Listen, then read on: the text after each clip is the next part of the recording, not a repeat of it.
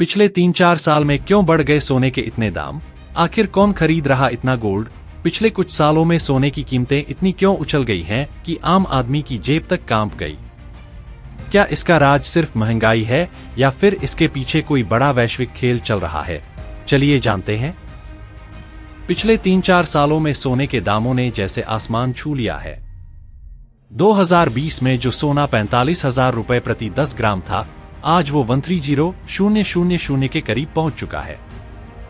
लेकिन सवाल ये है, आखिर क्यों? कौन खरीद रहा है इतना सोना? क्या आने वाले वक्त में सोना और बढ़ेगा या गिर जाएगा?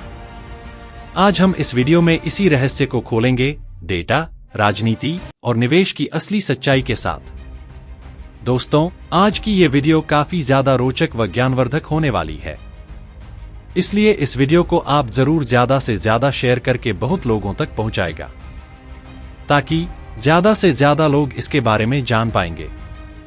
इसके अलावा आप लोगों से भी अनुरोध है कि वीडियो को आरंभ से लेकर अंत तक जरूर देखिएगा। अगर आपको यह वीडियो पसंद आए तो लाइक, शेयर और सब्सक्राइब जरूर करें। सोना सिर्फ एक धातु नहीं, ये एक भावना है। भारत में तो ये लक्ष्मी का प्रतीक है, लेकिन दुनिया के लिए सोना सुरक्षा, सिक्योरिटी का प्रतीक है। हर बार जब दुनिया में अनिश्चितता बढ़ती है, लोग बैंक या शेयर नहीं बल्कि सोने की शरण में जाते हैं। 2008 के आर्थिक संकट के बाद सोने ने 2011 तक 2 गुना रिटर्न दिया, और 2020 के कोविड संकट के बाद वही कहानी फिर से दोहराई गई। पिछले 3-4 सालों में सोने की चमक इतनी बढ़ी है कि अब यह सिर्फ गहनों की बात नहीं रही, बल्कि यह पूरी दुनिया की अर्थव्यवस्था का अहम हिस्सा बन चुका है। कभी त्योहारों और शादियों में खरीदी जाने वाली यह पीली धातु आज हर निवेशक के पोर्टफोलियो में जरूरी जगह बना चुकी है।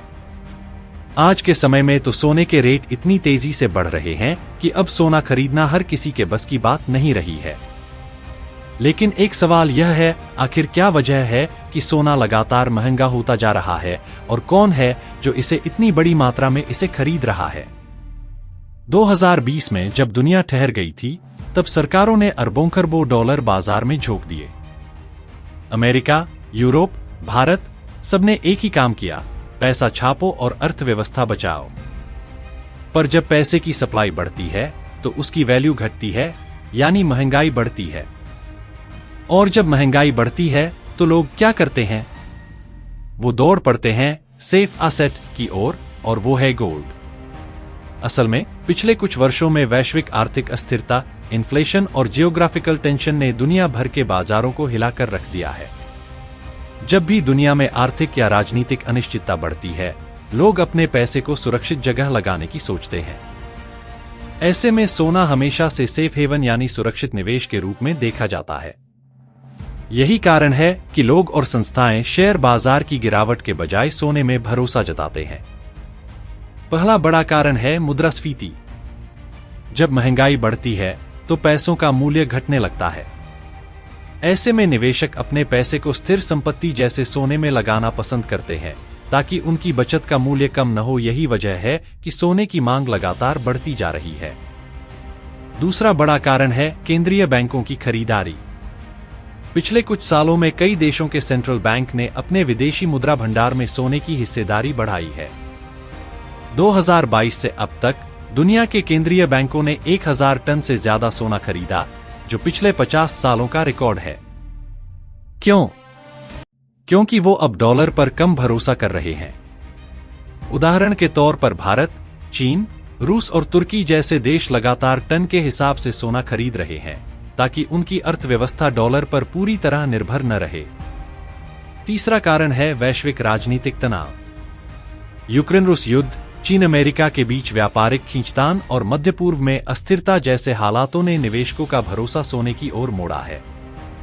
रूस यूक्रेन युद्ध के बाद अमेरिका ने रूस के डॉलर रिजर्व फ्रीज कर दिए। इससे बाकी देशों को समझ आ गया कि अगर कल हमारे साथ ऐसा हुआ तो, इसलिए उन्होंने अपने विदेशी रिजर्व में डॉलर की जगह गोल्ड बढ़ाना शुरू किया। इसे कहते हैं डे-डॉलराइजेशन मूवमेंट। अब सोचिए, जब दुनिया में हर कोने में संघर्ष चल रहा हो, यूरोप में युद्ध, एशिया में टकराव और पश्चिम एशिया में संकट, तो निवेशक कहां जाए? शेयर बाजार गिरते हैं, करेंसी अस्थिर होती है। बस एक ही चीज होती है जो इन सब में टिकती है, गोल्ड। इसीलिए हर बार जब दुनिया में बम गिरते हैं, सोने के भाव चढ़ते हैं। जब डॉलर मजबूत होता है तो सोना सस्ता लगता है, पर जब डॉलर गिरता है तो बाकी देशों के लिए सोना खरीदना सस्ता पड़ता है, जिससे मांग बढ़ जाती है। और पिछले कुछ सालों में डॉलर ने कमजोरी दिखाई है, क्योंकि अमेरिका पर कर्ज बढ़ा है, ब्याज दरें ऊंचाई पर हैं और वैश्विक भरोसा थोड़ा हिल गया है।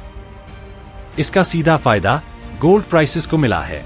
अब आते हैं दुनिया के दो सबसे बड़े उपभोक्ताओं पर, भारत और चीन। दुनिया के कुल गोल्ड डिमांड का करीब 50% सिर्फ इन दो देशों से आता है। भारत में हर शादी, हर त्योहार में सोना खरीदा ही जाता है, ये हमारे समाज का हिस्सा है। वहीं चीन में लोग सोना बचत और निवेश के लिए खरीदते हैं, क्योंकि वहां प्रॉपर्टी मार्केट धीमा है, स्टॉक मार्केट कमजोर है, तो लोगों के पास बचता क्या है? गोल्ड। पहले सोना खरीदना मतलब गहने या सिक्के, लेकिन अब डिजिटल गोल्ड और गोल्ड ETF ने सब बदल दिया है। अब लोग अपने फोन से ही सोना खरीद सकते हैं, बिना लॉकर, बिना जोखिम। इससे निवेशकों की संख्या कई गुना बढ़ गई है। सोने की कीमत का एक बड़ा कारक होता है डॉलर। इतिहास गवाह है कि हर संकट के समय सोना ही सबसे सुरक्षित निवेश साबित हुआ है, चाहे वह 2008 की मंदी हो या 2020 की महामारी का दौर हो। जब शेयर मार्केट में उतार चढ़ाव ज्यादा होता है, तब लोग सोने को एक भरोसेमंद विकल्प मानते हैं। केंद्रीय बैंक भी बड़े पैमाने पर सोना खरीद रहे हैं ताकि उनकी करेंसी स्थिर रहे। वहीं आम भारतीय जनता के लिए तो सोना सिर्फ निवेश नहीं बल्कि परंपरा, सुरक्षा और प्रतिष्ठा का प्रतीक है। चाहे कीमत कितनी भी बढ़ जाए, भारतीय परिवार सोने को हमेशा अपनी संपत्ति का हिस्सा मानते हैं। इसके अलावा gold ETF, exchange traded funds में हो रही लगातार खरीद ने भी कीमतों को नई ऊंचाई दी है। अब बड़ा सवाल, क्या सोने की ये चमक कायम रहेगी? अगर ब्याज दरें घटती हैं, महंगाई बनी रहती है और भूराजनीतिक तनाव बढ़ता है, तो सोने की कीमतें और ऊपर जा सकती हैं। लेकिन अगर वैश्विक अर्थव्यवस्था स्थिर होती है और डॉलर फिर मजबूत होता है, तो हमें थोड़ी करेक्शन भी देखने को मिल सकती है। पर एक बात तय है, गोल्ड हमेशा सुरक्षा की बीमा पॉलिसी बना रहेगा। तो दोस्तों, अब जब भी आप सुने कि सोना फिर चढ़ गया, आपको पता होगा कि इसके पीछे सिर्फ शादी ब्याह नहीं, बल्कि पूरी दुनिया की अर्थव्यवस्था काम कर रही है। अगर ये वीडियो जानकारीपूर्ण लगी हो तो लाइक कीजिए, शेयर कीजिए और कमेंट में बताइए, क्या आपको लगता है कि सोना 2 लाख रुपए प्रति 10 ग्राम तक जा सकता है? तो दोस्तों, अगली वीडियो में फिर मिलते हैं कुछ और इंटरेस्टिंग फैक्ट और न्यूज के साथ। अगर आपको वीडियो पसंद आए तो लाइक, शेयर और सब्सक्राइब जरूर करें, और अगर आपको किसी और विषय के ऊपर वीडियो चाहिए तो कमेंट में जरूर बताएं। धन्यवाद।